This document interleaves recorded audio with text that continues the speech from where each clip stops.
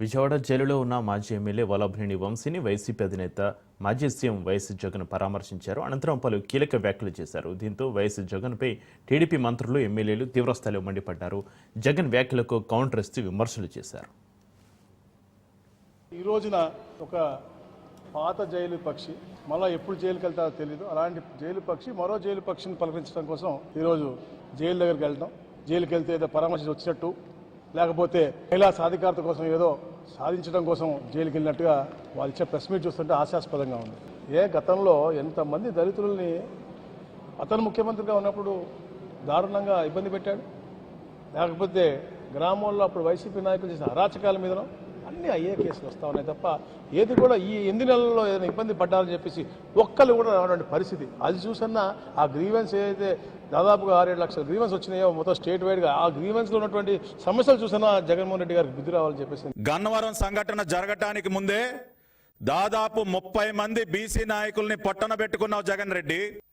మీ private గుండాలని లోపలికి పంపించి మాలాంటి నాయకుల్ని చిత్తగొట్టించినటువంటి సందర్భాలు మీకు తెలియదా? ఇవాళ మీరు అరెస్టుల గురించి, లా అండ్ ఆర్డర్ గురించి, చట్టాల గురించి మీరు మాట్లాడతారు. వంశీకే పాపం తెలియదండి. సత్యవర్ధన్ గారంట, సత్యవర్ధన్ తానంతటికి తానే పాపం ఆటోలో కోర్టుకు వెళ్ళి వాంగ్మూలం ఇచ్చాడంట. ఆయన అన్న మాటలు. మీరు పరామర్శించడానికి వెళ్ళినటువంటి ఒక బీసీ ద్రోహి, ఒక దళిత ద్రోహి వంశీ దళిత బిడ్డను ఏ విధంగా కిడ్నాప్ చేసి తాను ఉంటున్నటువంటి ఇంటికే తీసుకువెళ్ళాడో ఇవాళ విజువల్స్ రిలీజ్ చేశాం. దీనికి జవాబు చెప్పండి. జగన్మోహన్ రెడ్డి ఈరోజు ఒక దుర్మార్గుడిని పరామర్శించడానికి పోయినాడు. అక్కడికి పోయి ఆయన ఏం మాట్లాడుతున్నాడు జగన్మోహన్ రెడ్డి? ఆయన కులాల గురించి మాట్లాడతాడు, చంద్రబాబు నాయుడు గారు, లోకేష్ బాబు గురించి మాట్లాడతాడు. నీ పార్టీ వాళ్ళు కూడా సమర్థించరు. అదేమంటే వార్నింగ్ ఇస్తావు, సప్త సముద్రాలనే పట్టుకొంచి లోపలేస్తానంటావు. ఇది దురదృష్టం. ఇటువంటి నాయకుడిని మనం సమాజంలో ఎంతమందిని పార్టీ నాయకుల్ని, ముఖ్యమంత్రిని చూసాం. కానీ ఇంత నీచమైన ఆలోచనలు ఉండే ఒక పార్టీ అధ్యక్షుడిని మనం ఎప్పుడు చూడాలి.